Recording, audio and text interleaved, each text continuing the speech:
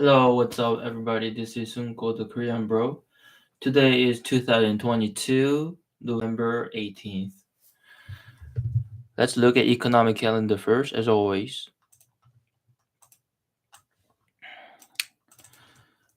Economic calendar, Malifu, Yahoo Finance, MarketBeat.com. Let's look at MarketBeat.com first, because we've always look at economic calendar first. Why don't we change a routine? Okay. Hmm. What articles do we have tonight? Sweden traces of explosive found at Baltic Sea pipelines. Mhm.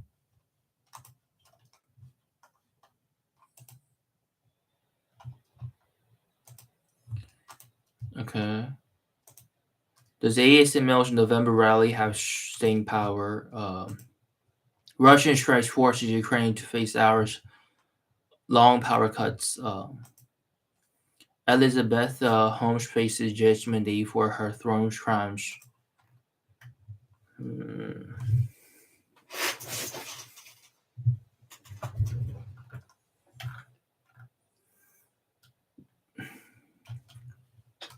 Vera Mobility stock has returned back to station. The next catalyst for Mullen Automotive stock is December 23rd. Uh,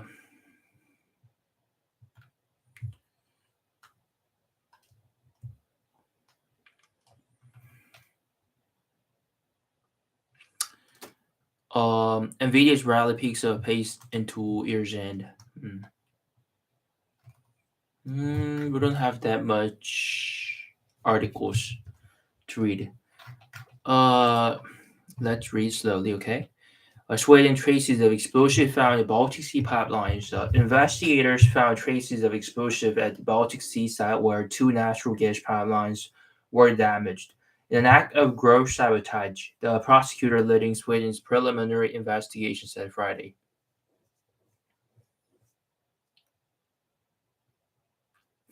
Mats Lujovic of the Swedish Prosecution Authority said the investigator carefully documented the area where the Nord Stream 1 and 2 pipelines ruptured in September, causing significant methane leaks. The parallel undersea pipelines run from Russia to Germany. Analysis carried out shows traces of explosives on several of the foreign objects that were found. At the site, said in a statement, the prosecution authority said the preliminary investigation was very complex and comprehensive, and further scrutiny would show whether anyone could be charged with suspicion of crime. So, there was obvious um, damage in a Baltic Sea pipeline, and it's caused by someone because there was an what is it? Uh, foreign objects. There were foreign objects, so it was intentionally committed. So the crime has been committed intentionally. The leaks, which stopped after several days, occurred in international waters, but within the exclusive economic zones of Denmark and Sweden. Investigators have not given indications of whom they think might be responsible, but reported earlier that the blasts were likely to have involved several hundred pounds of explosives. They didn't reveal who did it, but all they know is that it involves several hundred pounds of explosive. Not it was just one explosive, but it was several hundred pounds of explosives. Okay. Sweden's Spanish of a sabotage act or terrorist act, you can call it whatever you like, confirmed the information that the Russian side has had. Peskov said Moscow needs to wait for a full damage assessment to decide whether to repair the pipelines, he said. So what whoever did this, uh anyway, it's likely that Russia has had done it. Mm. Does ASML's November rally have staying power? Chip equipment maker ASML soared 7.82% the past week and 50.41% the past month, buoyed by positive news.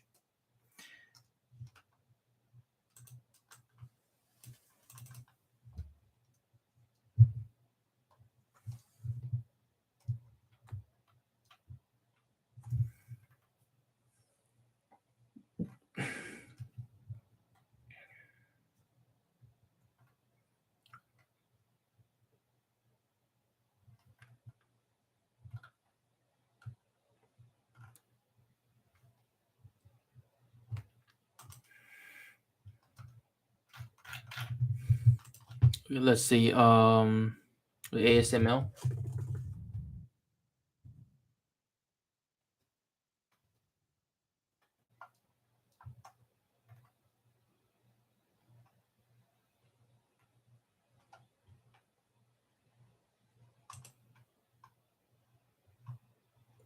Mm,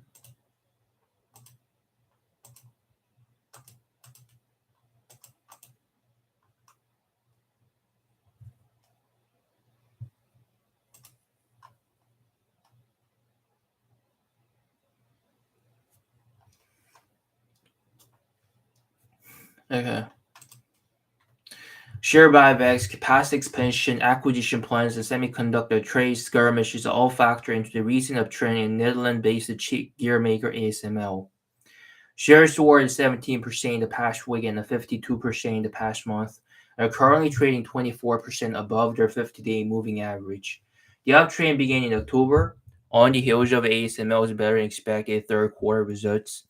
After that report, several analysts upgraded the stock or boosted their price targets. As you can see, using market B analysis data, the consensus price target is now 797.29. A potential upside of 38%. Positive news was cited as a catalyst for the price target increase. Analyst consensus rating on the stock is a buy, but that should not be taken as a recommendation.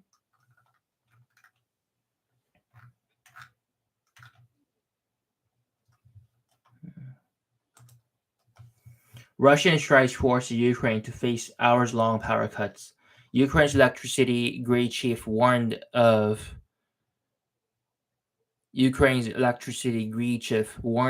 hours-long power outages Friday as Russia zeroed in on the Ukraine's energy infrastructure with heavy artillery and missile attacks that have interrupted supplies to as much as 40% of the country's people at the onset of winter.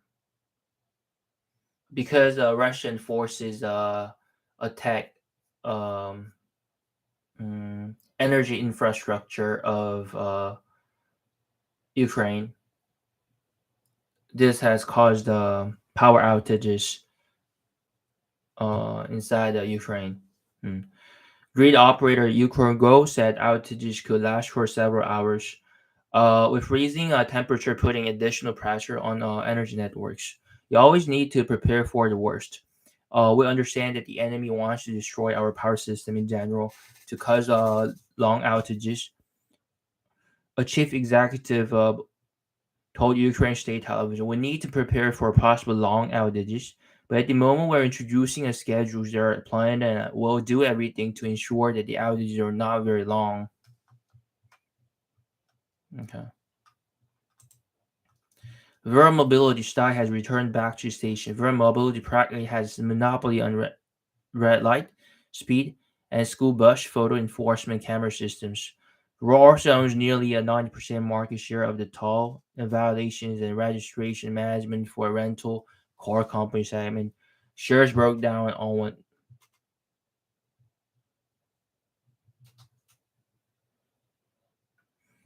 solution services that dreaded photo enforcement.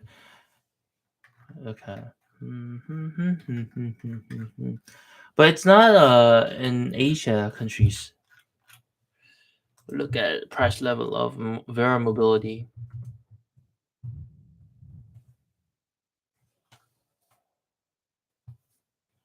Mm,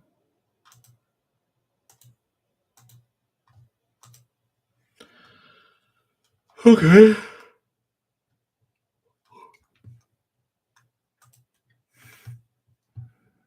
The next catalyst for Mullen Automotive announced a special stockholding meeting to vote on four proposals.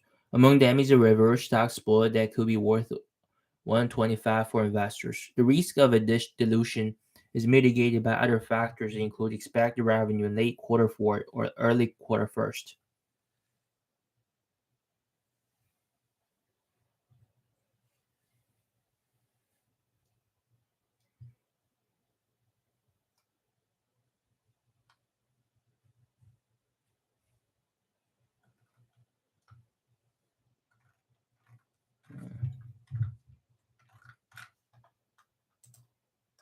Nvidia's rally peaks up pace into year end. Shares are in the middle of a red hot recovery rally. It looks like the worst case scenario has not come to pass, calling inflation reading support further moves higher.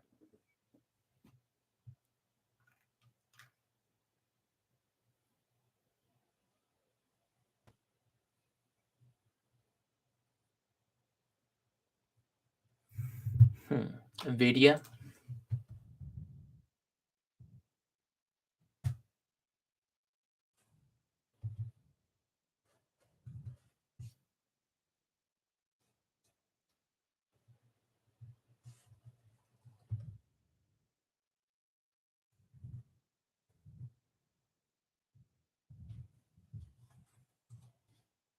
It's always darkest before dawn, and so it might well have been for shareholders of Nvidia.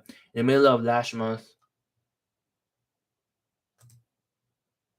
hmm, they had to watch this stock drop all year, almost 70% from all the all-time high they had this time last year. Hmm.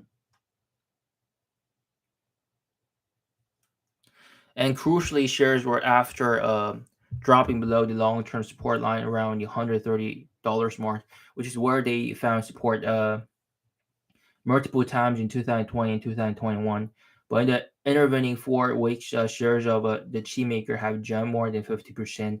And this rally looks like it has a ton of room to go. A lot of that weakness in September, October could be blamed on the wider equity sell-off that sent the benchmark S&P 500 index down to its lowest levels in 2 years.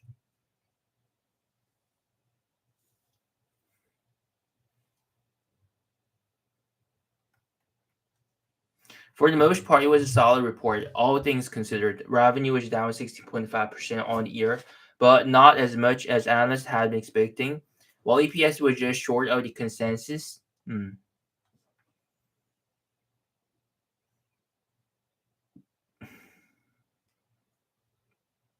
we're quickly adapting to the macro environment, correcting inventory levels, and paving the way for new products. The ramp of our new platform is offered to a great start and forms the foundation of our next growth phase. NVIDIA's pioneering work in accelerated computing is more vital than ever. Limited by physics, general purpose computing has slowed to a crawl just as AI demands more computing. Accelerated computing lets companies achieve orders of magnitude increases in productivity while saving money and the environment, said. Hmm.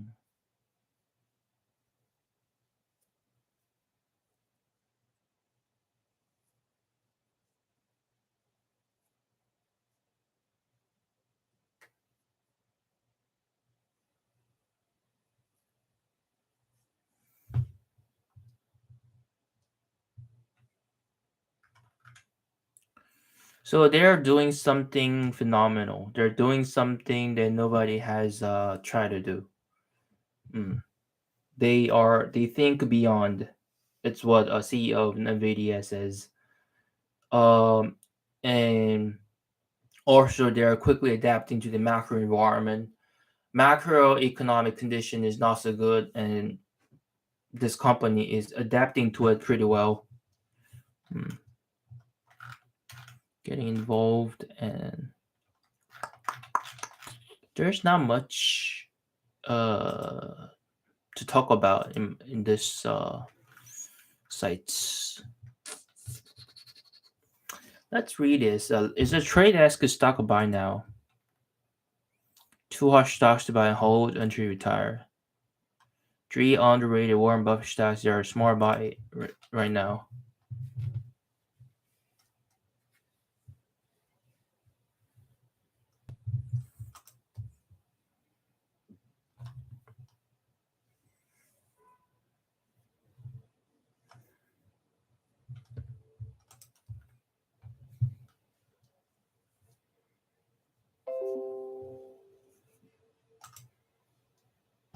Okay, let's read this carefully. The trade desk first. Trade desk.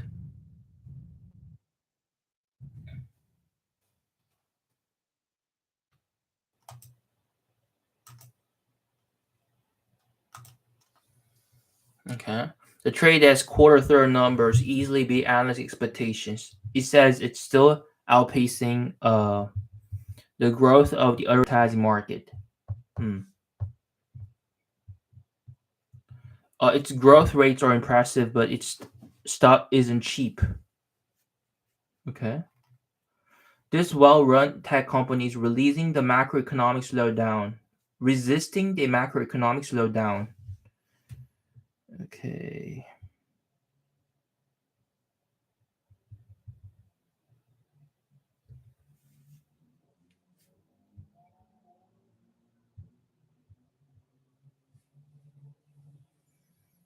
Trade desk.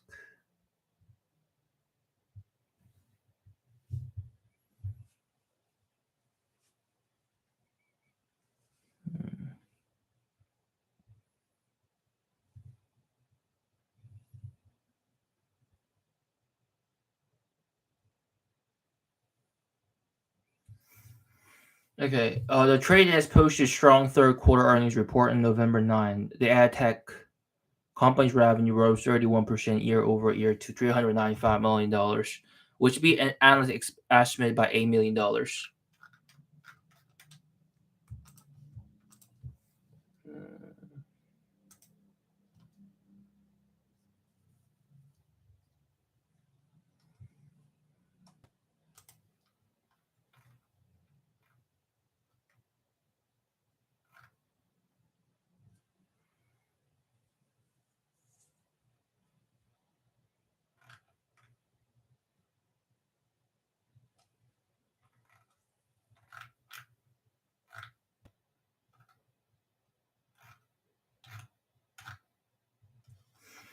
Okay. Posted strong. Wait, to adjust earnings before interest taxes, they posted mama. Capitalize on the pullback and accumulate more shares of this growth stock today.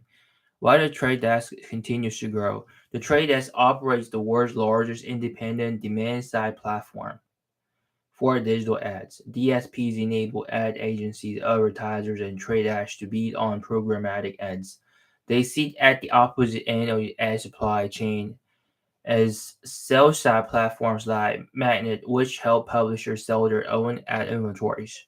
Advertising giants like Alphabet's Google often bundle together DSPs, SSPs, and other advertising services in walled gardens. However, companies that don't want to tailor themselves to those sticky and sprawling ecosystems, especially those that directly compete against tech giants like Google and other markets, often prefer to buy or sell their ads through independent platforms like the Trade Desk or Magnet.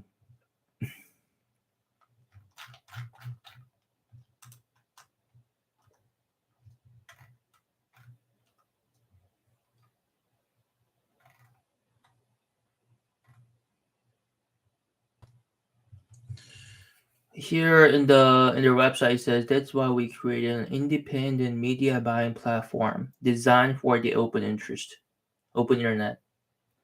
One that helps marketers reach more customers, doing more of the things they love, with more transparency and precision at every stage, from planning to pricing to performance. Hmm.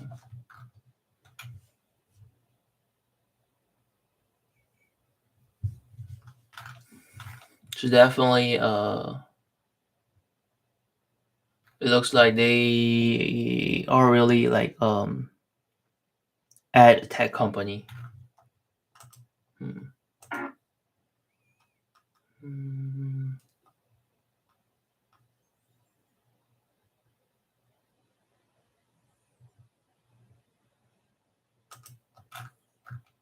Okay. The trade desk expects the three main catalysts to propel its near-term growth: the adoption of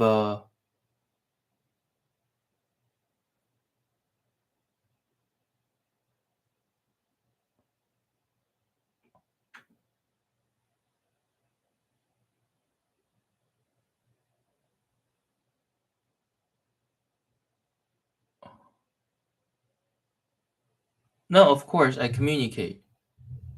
Hmm.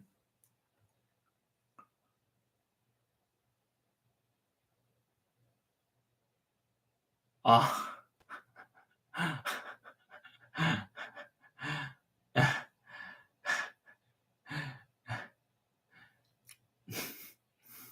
I gonna I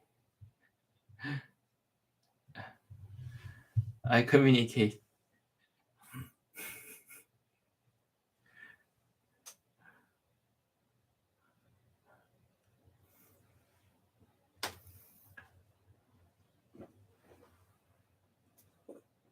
No, it's not that you deserve me. I'm just so surprised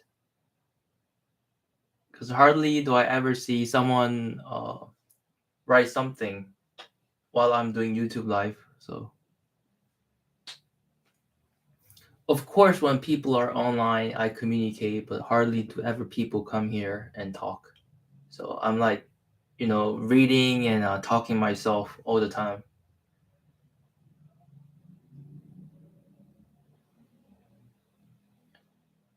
No English. Uh,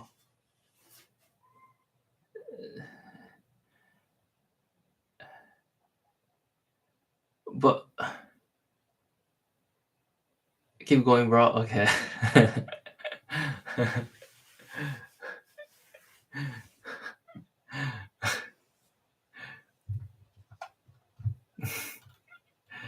I was talking about the company named the Trade Desk. It's also one of the companies that I invested into. So like I was reading article about the Trade Desk, and this article mainly talks about why you have to buy Trade Desk. Oh.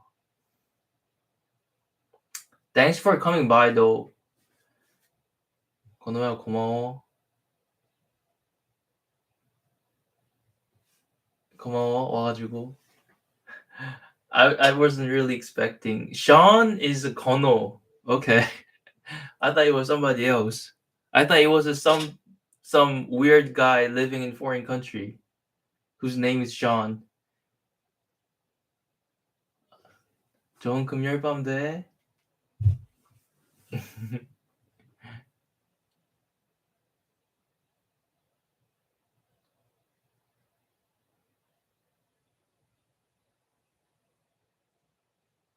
Okay, okay. Amazon. I invested some of money into Amazon too. It just I didn't talk much about it.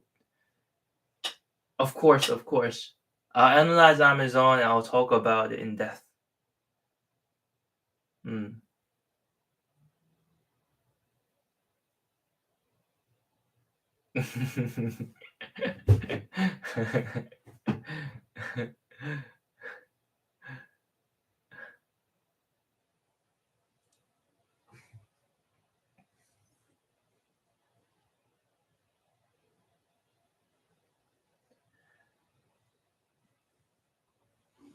Okay, 불금.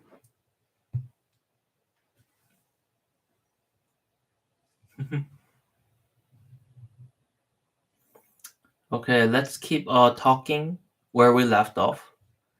I was talking about the trade desk, and let's keep on reading this article first and see why this author really thinks the trade desk buy is a reasonable decision.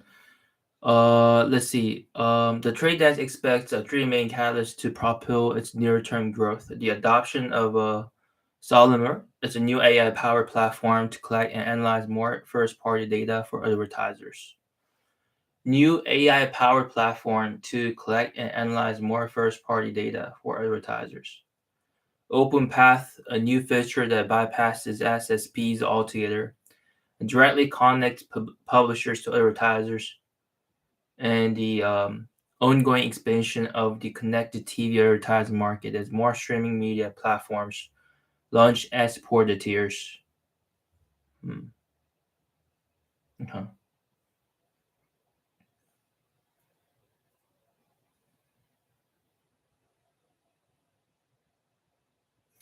Well, they got a new AI powered platform to collect and analyze more first party data for advertisers. Okay.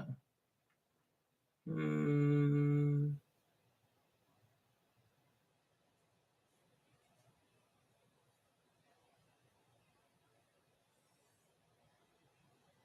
they have AI powered platform to collect and analyze more first party data for advertisers. OpenPath.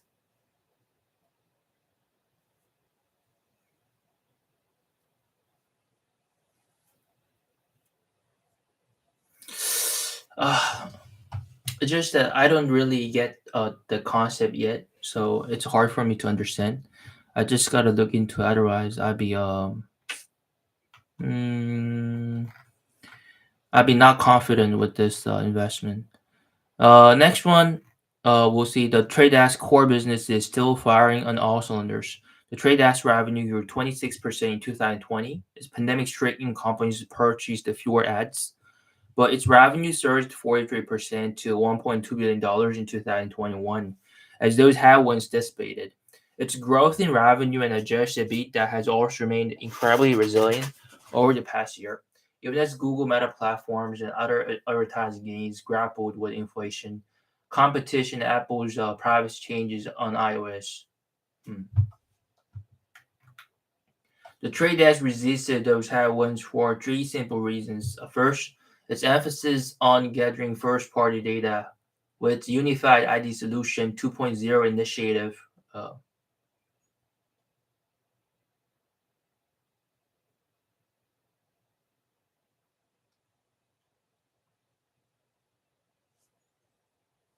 and Solemn are largely insulated from Apple's privacy changes in iOS and Google's planned elimination of third party cookies in Chrome.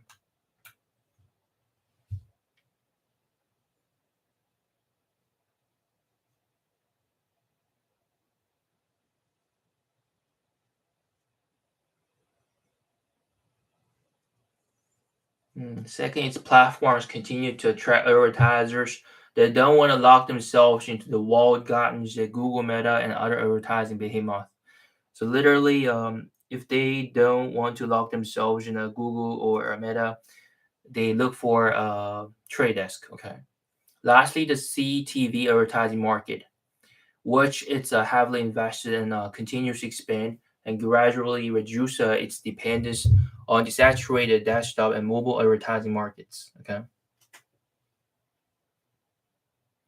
During the latest conference call, CEO Jeff Green said that under the current operating conditions, we're significantly outpacing the market regardless of the macro environment. Hmm.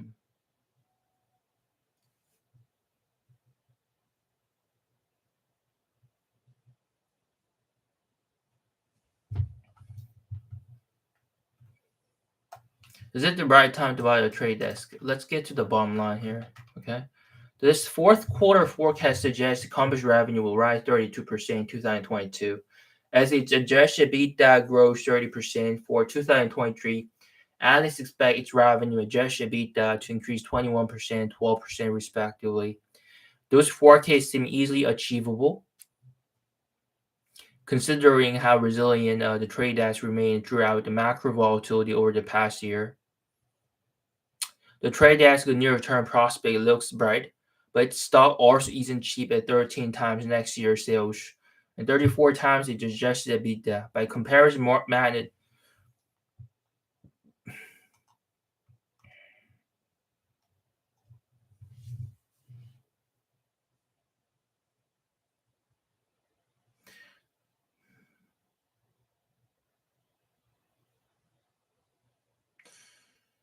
this author still believes it's still worth buying as a long-term play on the advertising market, but investors shouldn't expect it to surpass its all-time high from last November anytime soon. Anyway, he's positive, right? If you want to buy a trade desk, his position is positive. Okay.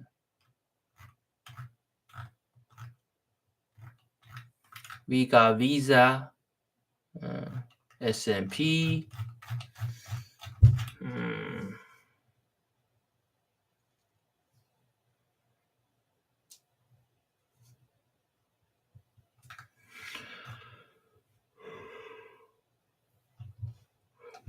MasterCard,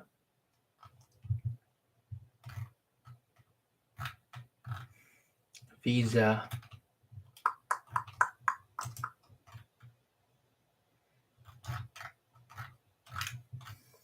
Procter and Gamble. Okay, Berkshire Hathaway positioned the consumer staple giant Procter and Gamble as one of its smallest, valued less than $45 million.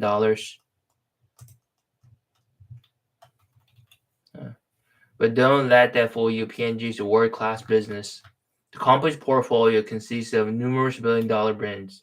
These include the Crash and Oral-B oral hygiene brands, Lush and Pampers baby wash and diapers, Bounty paper towels, and blah blah blah.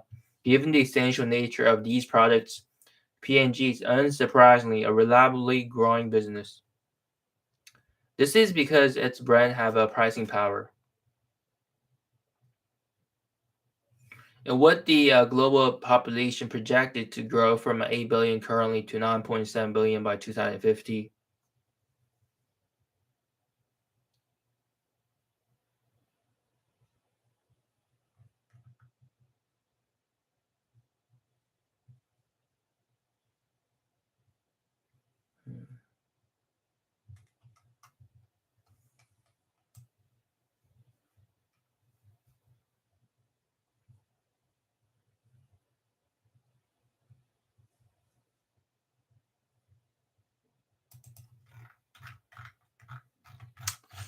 Anyway, P&G, okay, because they got a lot of sub brand, which a lot of customers use. Hmm. I totally agree with his decision. Mm,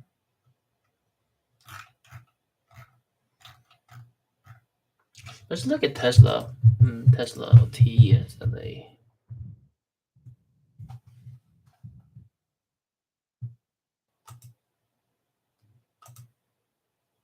Mm,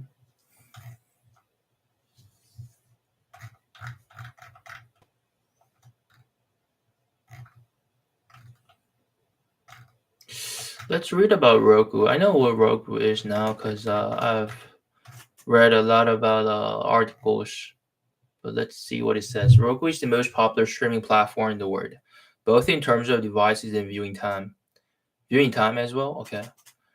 In fact, Roku holds nearly twice as much market share in both categories as the next closest competitor. Okay. That makes Roku a valuable advertising partner. And monetize brand relationships with OneView, uh, an ad tech platform that allows marketers to run targeted cross-channel campaigns on connected televisions, desktops, and mobile devices. Unfortunately, many brands have cut their ad budgets due to softening demand as people continue to battle high inflation, and that trend hit Roku hard in the third quarter.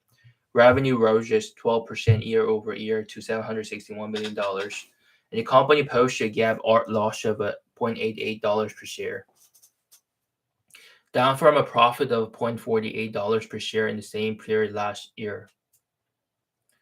But investors shouldn't read too much into those results. Roku's still growing faster than several other ad tech companies. In fact, Alphabet reported 3% growth in ad revenue in the third quarter, while Meta Platforms actually saw sales decline 4%. Roku is the most popular streaming platform by a wide margin, and the prediction set for stronger growth as the economic climate stabilizes. OMDI estimate online video advertising will surpass traditional television advertising this year, um, growing into a $259 billion market by 2026. That's the cornerstone of Arch's investment thesis. Wood assumes the local will see approximately $10 billion in online video advertising revenue in 2026.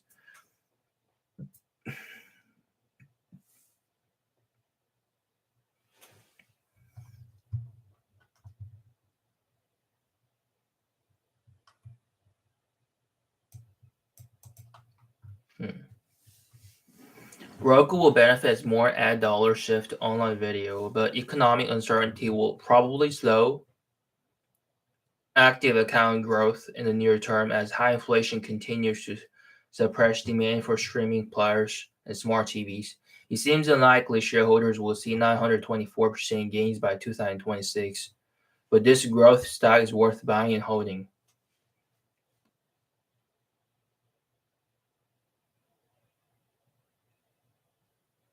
Hmm. I didn't know that they had that much power. They well here it says everything. Well, they of course have a competitors, but uh, holds nearly twice as much market share in both categories as the next closest competitor. Twice as much market share in both categories. Um, as the next closest competitor. Okay.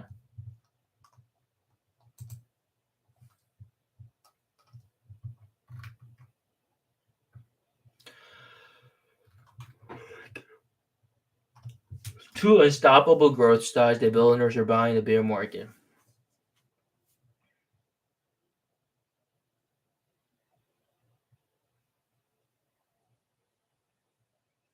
Making the fifth largest holding in hedge fund, CrowdStrike Holdings.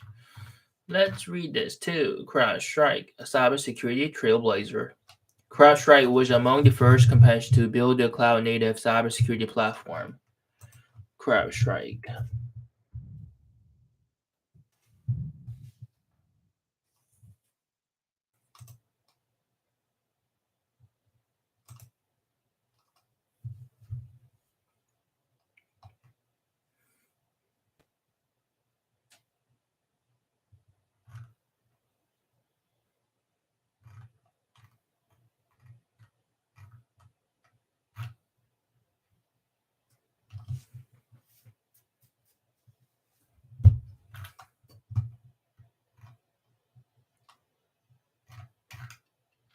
Cloud security,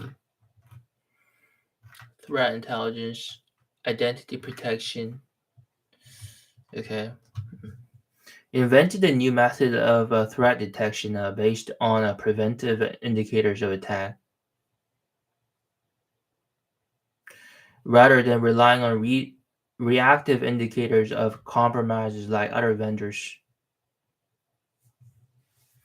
CrowdStrike also infused its product with artificial intelligence and engineered its platform to crowdsource data on an unmatched scale, making its AI models uniquely effective in preventing even the most sophisticated attacks.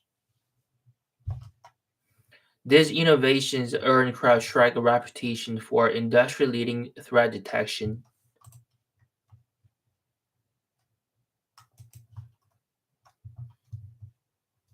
But it distinguished itself in other ways as well. Most notably, its portfolio comprises 22 modules, spanning from endpoint and cloud security through to threat intelligence and observability, meaning customers can replace multiple point solutions with a single platform. Better yet, all 22 modules are delivered through a single software agent that can be installed without a device reboot. That quality is unique to CrowdStrike and it greatly simplifies adoption for customers. Not surprisingly, CrowdStrike is growing at a furious pace. Its customers count increased 51% over the past year, and the average customer increased spending by more than 20% during that time period. Internal revenue soared 61% to $1.8 billion. Hmm. Cybersecurity industry analysts recognize CrowdStrike as a leader across several verticals, including corporate endpoint security, incident response services, threat intelligence, and managed detection and response. Furthermore, the company showcased its ability to innovate on countless occasions. CrowdStrike recently debuted log scale, a new module that provides real-time visibility across an organization's applications and infrastructure. LogScale goes beyond security, entering the realm of performance and monitoring and observability. So they do not focus. They do not just focus on cybersecurity. They also have like 22 modules that customers can use with just only one platform. Uh, it's really simple. Mm. With that in mind, CrowdStrike puts its addressable market at $97 billion in 2025.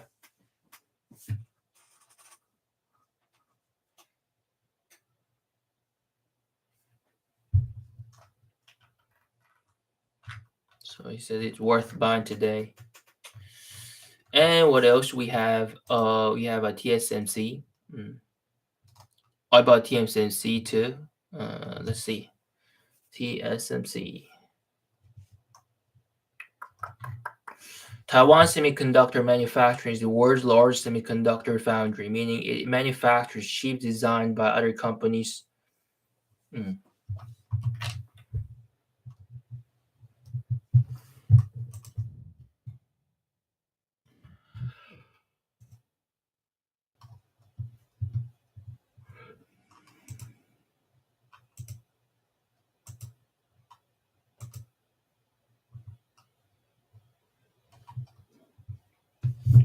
Okay. Mm.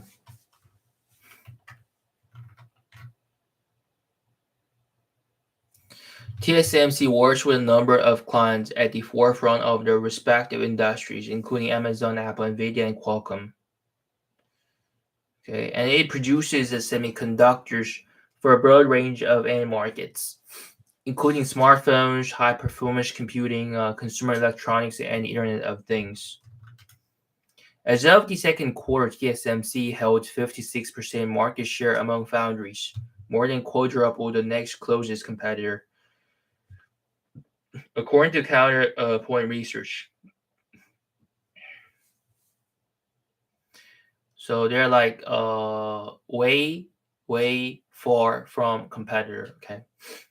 And investors have two good reasons to believe the company can maintain its leadership. First, semiconductor manufacturing is highly capital intensive, creating a barrier to entry for new competitors. Yes, that's right. Capital intensive. Second, TSMC has consistently set the pace for innovation in the industry. So it's not easy industry area where a competitor can mm, come in, and TSMC has set pace for innovation in the industry continuously. That competitive edge fueled strong financial results over the past year. Revenue climbed 33%. Mm. They said the difficult economic climate will likely result in slower growth through the first half of 2023, driven by softening consumer demand in end markets like smartphones and personal computers. However, the economic environment will normalize in time. So investors should focus on the big picture. TSMC is a crucial link in the semiconductor supply chain and should benefit as customers like Apple and Nvidia continue to churn out new products. So Apple and Nvidia use products made from TSMC. So TSMC's main profit comes from Apple and Nvidia. Okay, I get it.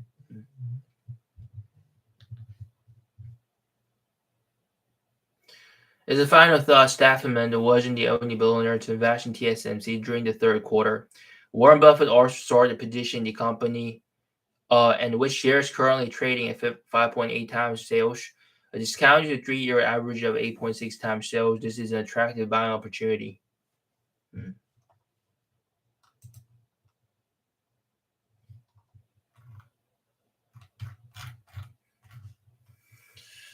Hmm.